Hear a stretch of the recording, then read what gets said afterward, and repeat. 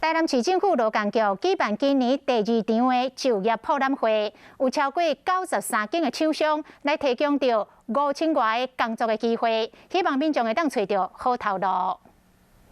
2021台南好生活台南食头路就业博览会现场吸引真侪求职者来到会场。市府劳工局表示，有超过93间厂商提供5329个工作机会。大家来到这个场域里面来选择你适合的公司行号来做就职的活动。市长王伟霆嘛到现场勉励求职者会使伫台南找到好头路，而且嘛会做好相关的防疫措施。劳工局嘛管控进入会场的人数，希望大家伫安全和安心的环境，会使顺利找到适合家己的头路。做好防疫，还有包括填写履历的时候，隔板也都帮你准备好了。 伫新市举办的就业博览会场，因为我近台南科学园区，现场有真侪有名的科技公司，阁有要伫台南设立的大卖场的厂商，拢到活动现场找人才。市长王伟霆嘛到大间厂商所设的招募专区，和大家拍招呼，而且祝福大位求职者和厂商，